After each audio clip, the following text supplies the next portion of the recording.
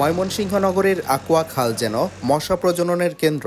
ময়লা আবর্জনায় পরিপূর্ণ খালে পানি প্রবাহ বন্ধ হয়ে বেড়েছে মশা প্রজনন। একইভাবে নগরীর বিভিন্ন এলাকার খোলা ড্রেনে বাসাবাড়ির ময়লা আবর্জনায় আবদ্ধ পানিতে প্রতিনিয়ত জন্মাচ্ছে মশা।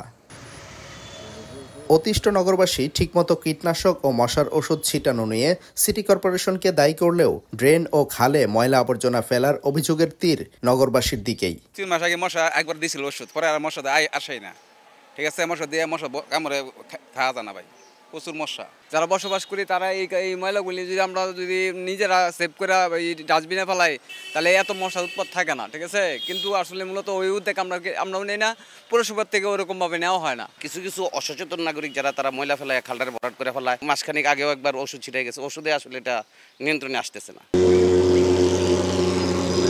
মশা নিধনযোগ্য পরিচালনা করতে চলতি অর্থ বছরে ফগার মেশিন ও কীটনাশক ক্রয় সহ শ্রমিকের মজুরি বাবদ সিটি কর্পোরেশনের বরাদ্দ 1 কোটি টাকা। ইতোমধ্যে বর্ষা মৌসুমের আগেই বাসাবাড়ি ও খাল ড্রেনে মশক নিধন কার্যক্রম জোরদার করলেও তেমন একটা সুফল মিলছে না তাতে। 1, 2, 3 ঢাকায় জমি জিতে নিন 100% ক্যাশব্যাক সহ 20 কোটি টাকার পুরস্কার। বর্ষার আগের থেকেই প্রস্তুতি নিচ্ছি যে ডেঙ্গু যাতে না হয়, এই জন্যই আমরা প্রতি বাসায় গুলিয়ে গুলিয়ে মশার ওষুধ স্প্রে এবং হকার দিয়ে যাচ্ছি। আমরা মশার ওষুধ দিতেছি, যেখানে মশা ময়লা আবর্জনা এবং ড্রেন পানি জমা ওই জায়গায় মনে করেন যে ধোয়া এবং স্প্রেটা দেখে যাতে মশার উৎপত্তিটা কমে যায়, এজন্যই আর কি আমরা ওষুধটা দিতেছি।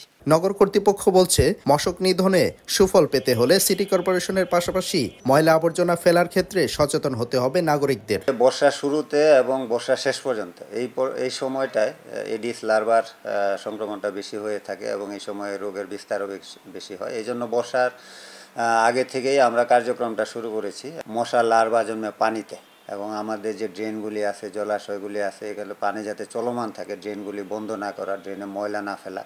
সচেতন নাগরিক যদি এগিয়ে আসে, মশার প্রকোপ এটি অবশ্যই কমে আসবে। গত বছর ডেঙ্গু আক্রান্ত হয়ে ময়মনসিংহ মেডিকেল কলেজ হাসপাতালে ভর্তি হন 3733 জন। এর মধ্যে 13 জন মারা গেলেও ভর্তি রোগীদের অধিকাংশই আক্রান্ত হন জেলার বাইরে অবস্থানকালে। সাদিকুর রহমান, সময় সংবাদ, ময়মনসিংহ।